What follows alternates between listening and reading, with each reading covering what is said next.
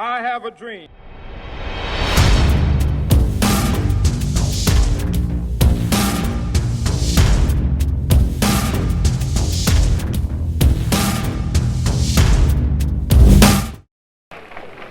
I have the pleasure to present to you Dr. Martin Luther King, Jr.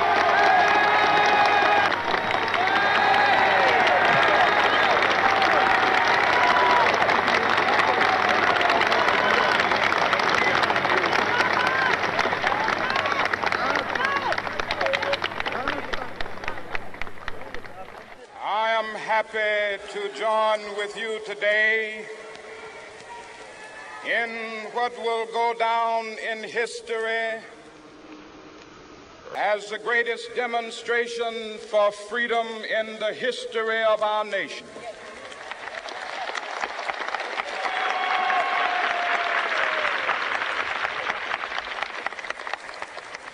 Five score years ago,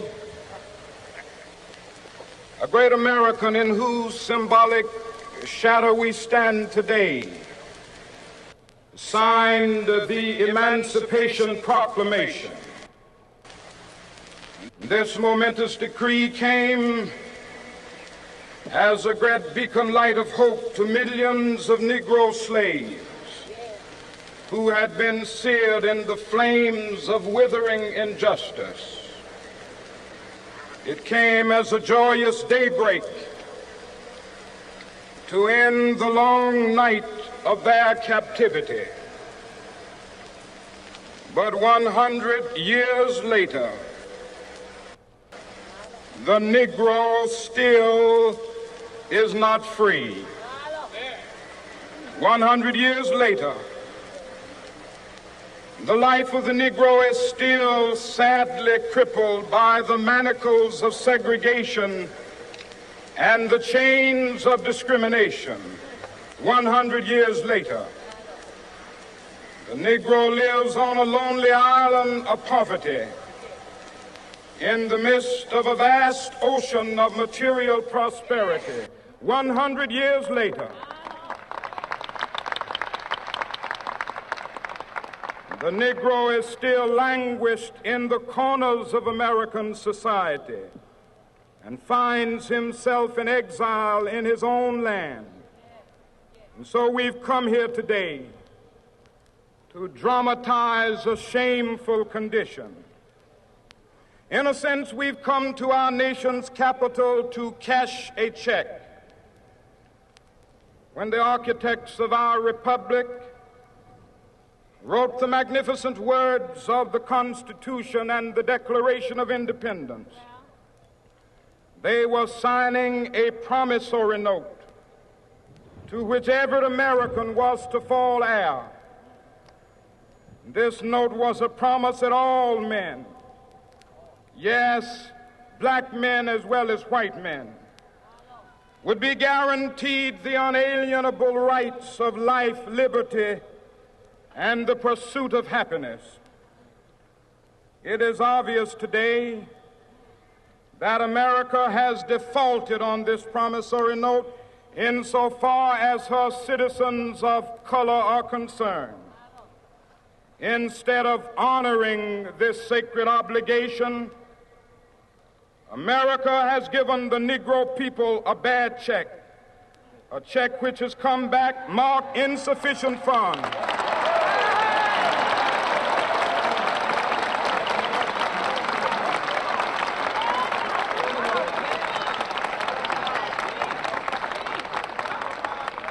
But we refuse to believe that the Bank of Justice is bankrupt. We refuse to believe that there are insufficient funds in the great vaults of opportunity of this nation. And so we've come to cash this check, a check that will give us upon demand the riches of freedom and the security of justice.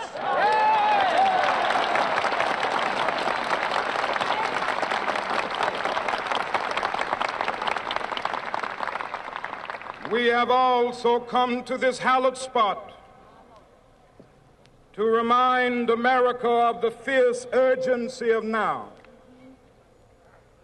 This is no time to engage in the luxury of cooling off or to take the tranquilizing drug of gradualism.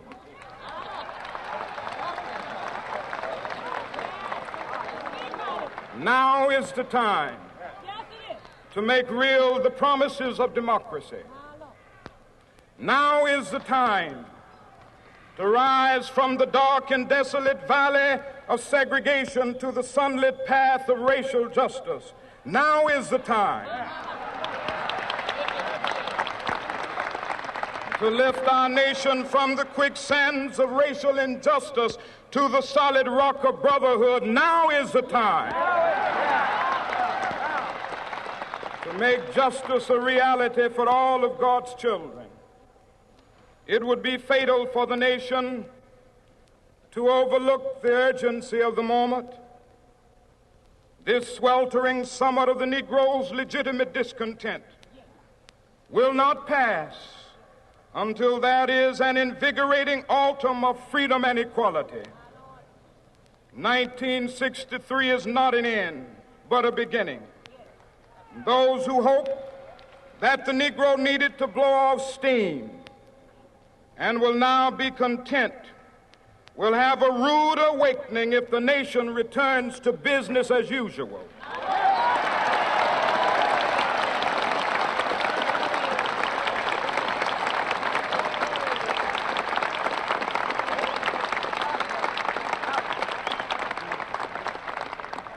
There will be neither rest nor tranquility in America until the Negro is granted his citizenship rights.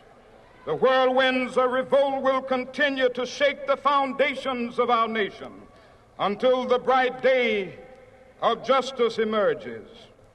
But that is something that I must say to my people who stand on the warm threshold which leads into the palace of justice.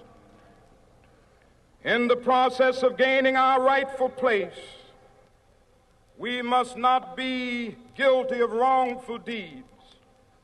Let us not seek to satisfy our thirst for freedom by drinking from the cup of bitterness and hatred.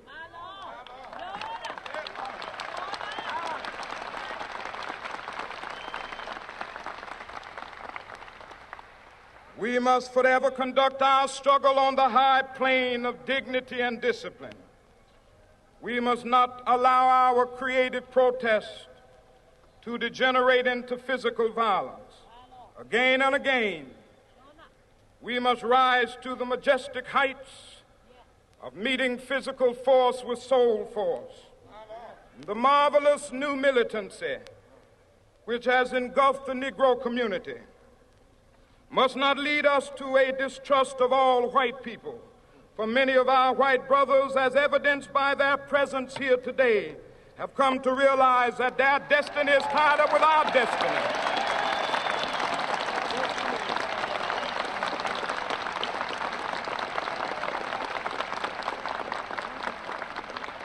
And they have come to realize that their freedom is inextricably bound to our freedom. We cannot walk alone. And as we walk, we must make the pledge that we shall always march ahead. We cannot turn back. There are those who are asking the devotees of civil rights, when will you be satisfied? We can never be satisfied as long as the Negro is the victim of the unspeakable horrors of police brutality. We can never be satisfied as long as our bodies, heavy with the fatigue of travel, cannot gain lodging in the motels of the highways and the hotels of the cities.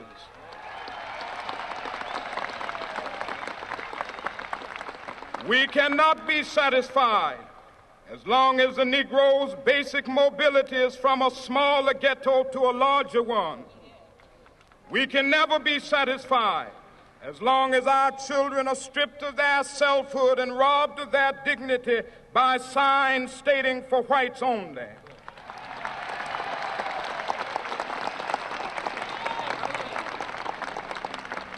We cannot be satisfied as long as a Negro in Mississippi cannot vote, and a Negro in New York believes he has nothing for which to vote.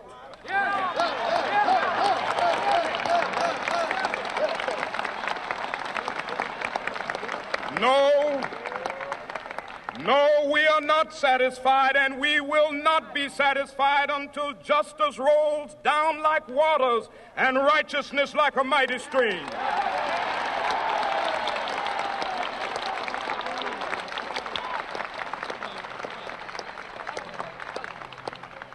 I am not unmindful that some of you have come here out of great trials and tribulations.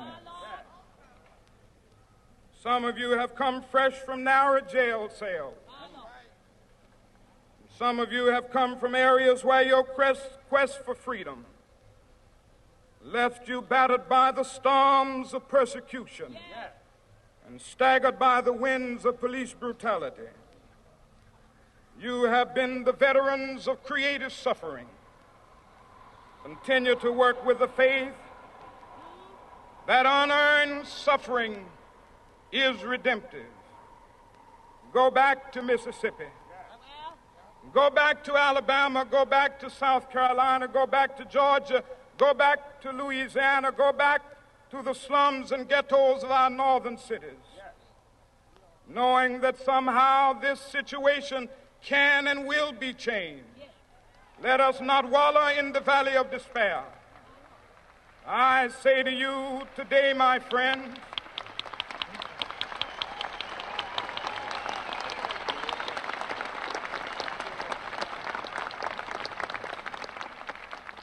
so even though we face the difficulties of today and tomorrow, I still have a dream. It is a dream deeply rooted in the American dream. I have a dream that one day this nation will rise up and live out the true meaning of its creed. We hold these truths to be self-evident, that all men are created equal.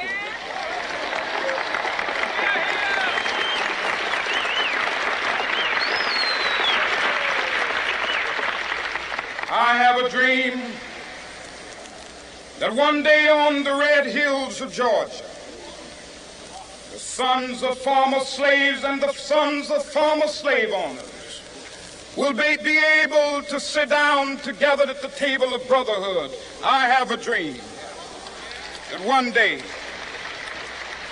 even the state of Mississippi, a state sweltering with the heat of injustice, sweltering with the heat of oppression, will be transformed into an oasis of freedom and justice. I have a dream that my 4 little children will one day live in a nation where they will not be judged by the color of their skin, but by the content of their character. I have a dream today.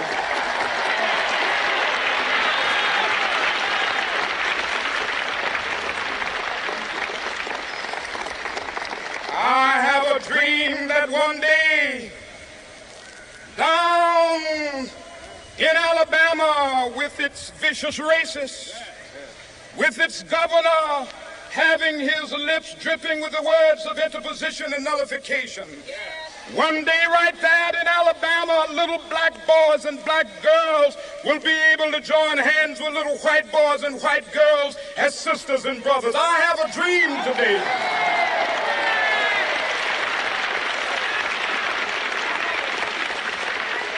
I have a dream that one day every valley shall be exalted, and every hill and mountain shall be made low. The rough places will be made plain, and the crooked places will be made straight, and the glory of the Lord shall be revealed, and all flesh shall see it together.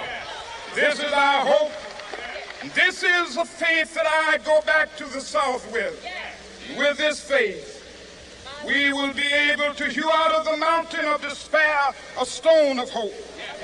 With this faith, we will be able to transform the jangling discords of our nation into a beautiful symphony of brotherhood.